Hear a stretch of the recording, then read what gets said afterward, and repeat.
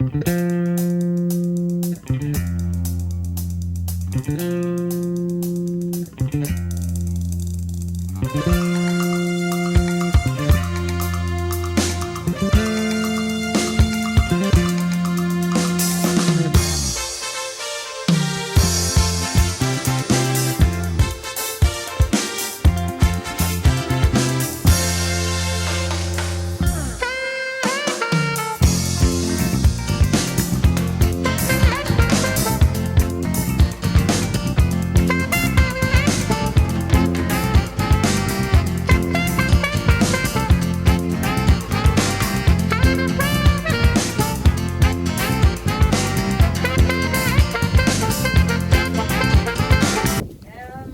and foremost, I thank God Almighty for giving us this day and also for the opportunity to meet this great man who has imparted so much knowledge to me. I was once like him, but by God's grace and by his efforts, I've been able to move the farm to another level.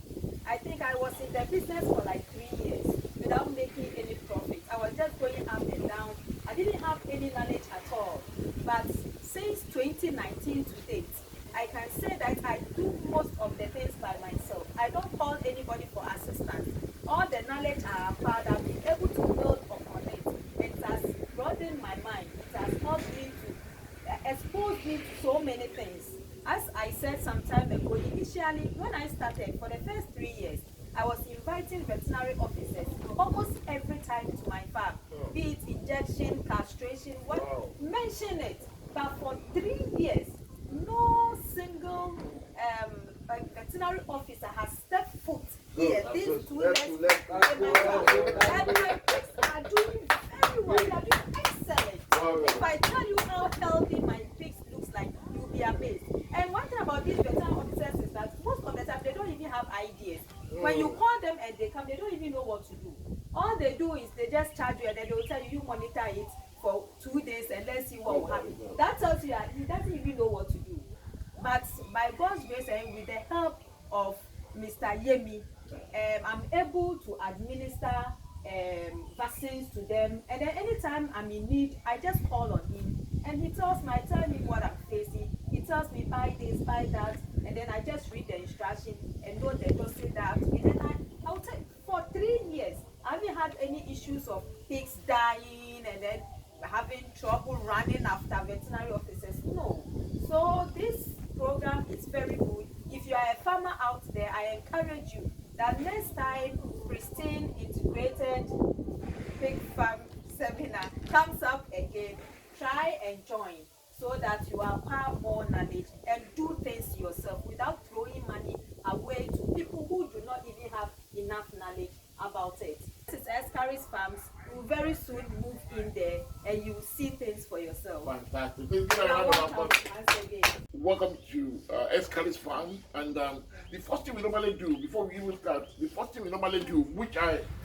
going to expect you to do anytime people come to your farm, is what you call biosecurity. The whole concept of biosecurity is that you protect your farm. You do whatever it takes to protect your farm. And that can be fencing it like Madam Hannah's done, putting gates on it so that nobody can come in without permission, making sure there's a food dip at the entrance there, and the food dip at the entrance of the farm, making sure this farm is surrounded so that you can only enter through the gates and nobody can come to the farm or out of the farm without permission. Because most of the challenge that Africa has regarding African swine fever is that most of us have allowed people to spread the African swine fever around by contact. People come into a farm without purpose, just wander, and as soon as the buyers, they come and they spread and do true contact, they spread it into our farm, but before we know it, an outbreak starts on our farm, and that's how it gets it spread from one level to another, and even through female. So this morning, number one thing you're going to do is we're going to gear you up. I trust you, but I don't trust you enough to allow you to go to Madam Hans pen without gearing you up.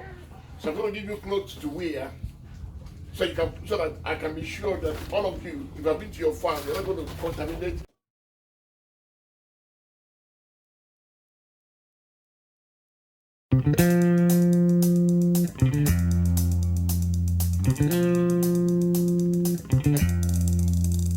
People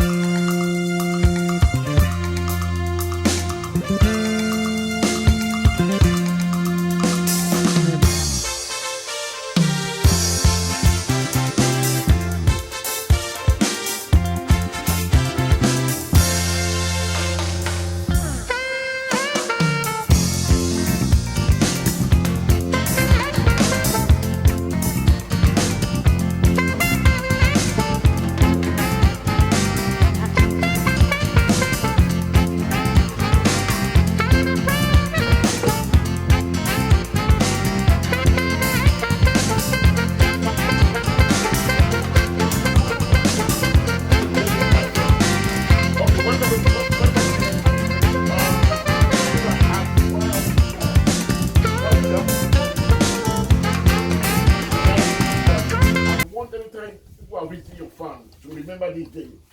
That yes, we're not able to get them on the overall, we're not able to get them gloves, we're not able to get masks.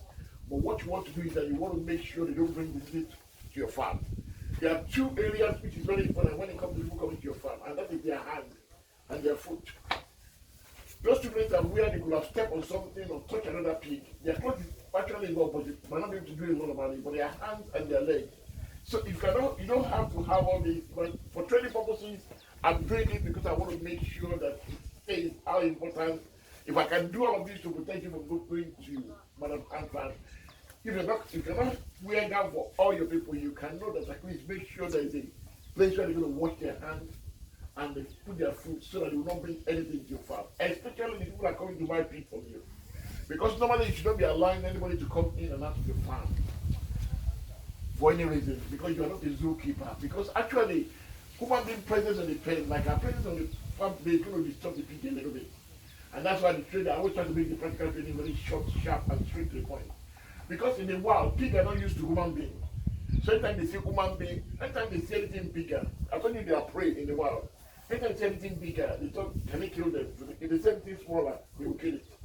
So your presence there normally will make them unstable. But because it's for a short time and we come out, it's not a problem. But imagine people are coming in like that every day. The people will be stressed. And you see that in your clothes, in their clothes. That's Madam thing. That's nothing you want to do. So right now we're gear up now. Like I said, Madam Han is here. We're in Charlie's farm. Madam Han came to our training, and today she's going to be leading us and telling us what has happened, what she has done to our farm. Because the essence of this training is to see pig farmers improving from one level of glory to another level of glory, becoming expert, getting better, becoming more productive, and making more money. And I think Madam Han is going to share her experiences because she will have a lot to teach all of us here. So, Madam Han, it's up to you. So this is 6 years and this is 5 years. Okay. Then, for disinfectant, now, you first of all start with biosecurity at the entrance. Exactly. Mami, so not for disinfectant, but now you mix it in biosecurity. Exactly. When I was talking about food day, this is what I mean by food day. The way she has done it, you cannot enter. That's why she's stopping us with all the regalia that we're wearing. Because as a farmer, you can't be too careful. You have to do whatever it takes to protect your farm. There's no shyness there. There's no, I know Mr. Yemi, he's a good man. No, let him put his leg in, it won't kill him. It's my farm and my money that's at stake. So that's the principle behind biosecurity. And that's the level of discipline that I expect farmers to have if you want to make African farm to be ASF free. We will need to know how to protect our farm and know that it's our farm. So we have various types of disinfectants. Okay. There is one of the disinfectants. I have another type. When we go there, you see it there. Okay. And then with each disinfectant, it tells you the liters that you should use to mix the water. So this one per the liter, we'll use 2 of this, and that will be enough. So you just pour it in.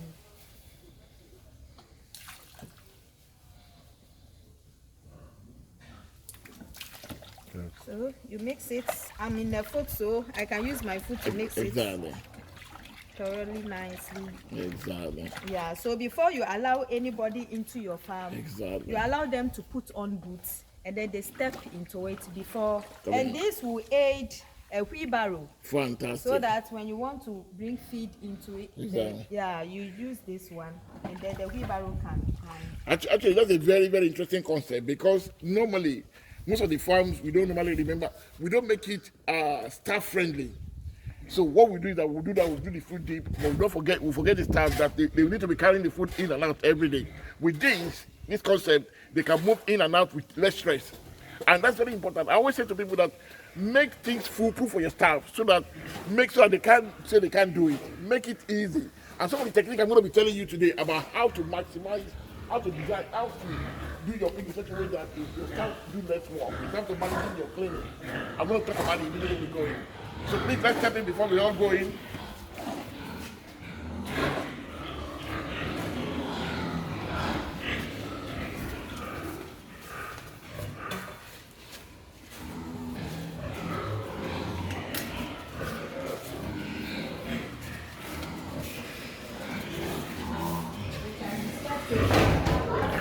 Exactly. So, Madam says you are allowed to go in. Let's go in first and make your observation. Have a feel of the farm, especially for most of you that don't been to the farm before. Just go through the farm, have a look, and when you finish, you go. Because what we notice is that if you don't allow you to look, you don't.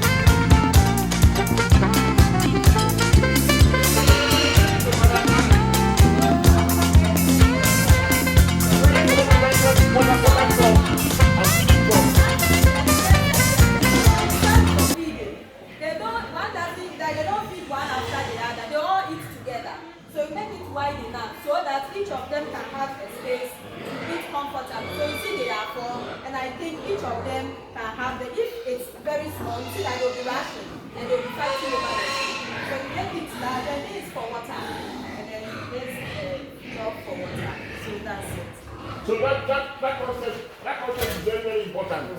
When you are building your pen, that you create where they're going to be eating, where they're going to be drinking. And eventually, you declare that these big ones, when they are pregnant, They were like, you have to put water there so they can lie in there and cool themselves down. The thing that help Madam Ann to be able to take over our farm. Because again, you have to realize that if you have staff, and staff knows that you are fearful, you know that you're in control, you'll be in control. And when you're in control, they will think they're the one helping you, not knowing that you're the one that is paying their salary that employ them. So you have to balance that. Okay. And then give them first and then usually I pay one of them to get the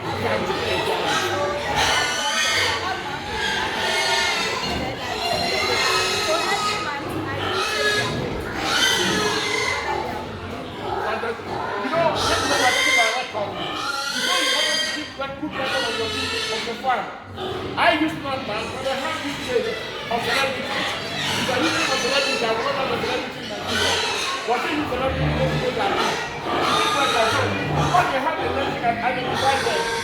So you can know if one was that the name was on top of them, the winning was on the top. When somebody wants to come and fight this man, you can stand there and give them the details of this thing. So, I'm going to have two more questions. Will you give up my water? No.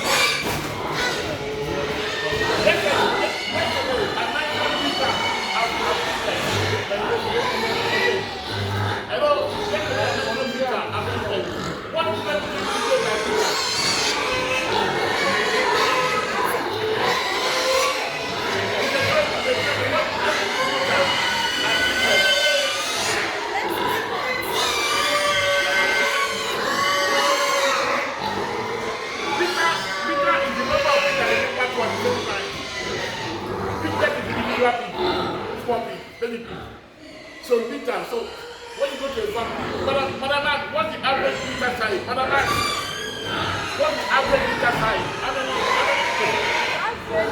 Okay, for first time it's 8. Okay. Now for first is 12. I got it. 12, 14. So I told you yesterday that when you visit two farms, one of the ways you can compare which farm is doing better is to ask the liter size.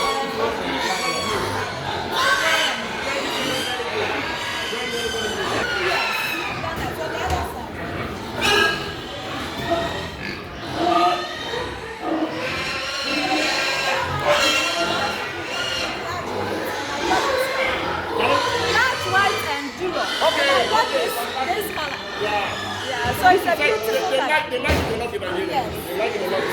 It's called Sarkodie. Sarkodie. Sarkodie, the rapper. Sarkodie. That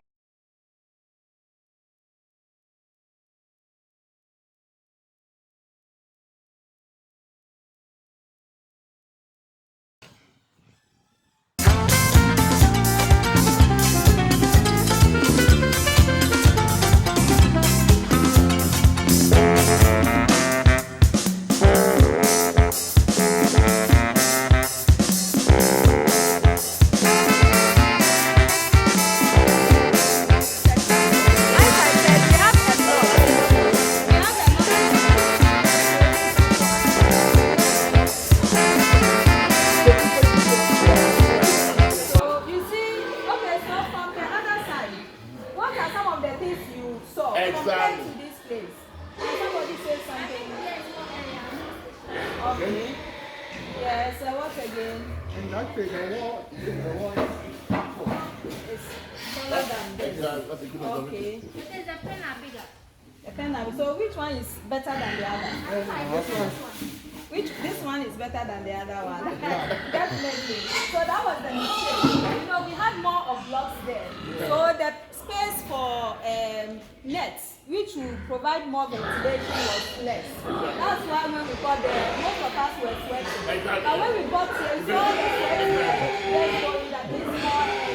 So our advice is when you are putting out the structure, you do more of the nets, then the blocks will be against them. So that they can In fact, that's it. Now, look at the photo this one. I want to come to this one. Now, one of the things that one of you should raise, you know when you are there, I told you to always visit your bed. Now you know because you go there in the afternoon, we are sweating. There's nobody needs to tell you that that's not comfortable for your feet. that nobody needs to tell you that you should never do that again because or else I will lock you in there for 2 days and you will see, I give you food and so that you survive. So that's why as a proprietor, when you build your farm, you need to visit it because no, your staff cannot explain to you until when you feel it. I think if you come very early in the morning, there's a lot of drama and you see as well. You see how people are interacting, whether they are waking up, whether they are flogging. So it's so important.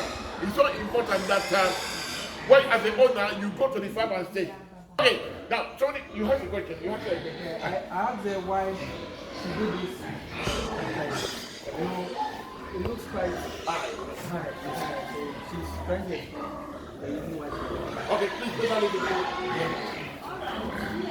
So with this thing, the idea was that you see usually at the western end they have this cage. Okay. That's the south litter. Chrissy, got it. Okay, please, flip. Cage, it's called. The cage, I've forgotten. Sleeping Yes. cage. No. Which one? South Crate. South cage. South Crate. Okay, South cage. That's Yeah. South cage. But unfortunately, I didn't have some. And I realized when they litter, sometimes they sleep on the piglet during the night. So in the morning, by the time you come, you realize one is gone, two is gone. So what I decided was that every night, around 10 to 11, Following cage. Following cage. Yeah. Okay, that's the word. So every night, around 10 to 11, they will pick the piglets from the mother. So assuming 3 mothers delivered at the same time. So we'll have one for each sow, children. So that at the night, we just put in some milk. And then in the morning, you pick it and give it back to them. So that was the idea. That was of this training. you know that one of the things I like about you, Barbara, is the creativity. Because most of us, I've been to a farm. We were in a farm last year on a farm. I'm going to show you. That's the farm I wanted to show you that I couldn't show you. I'm going to send the video to you. They have a crate. It's like you think the farm is not in Nigeria. Yeah. The only reason why you know it's Nigeria is that the staff are as black as me. That's how you know that this is definitely Nigeria. But they spend a lot of money to build farming crate. But I always say to farmer, you cannot spend. Okay, however, he's a big guy. And he's having an abattoir that's going to be sophisticated and going to survive chop right. So with that kind of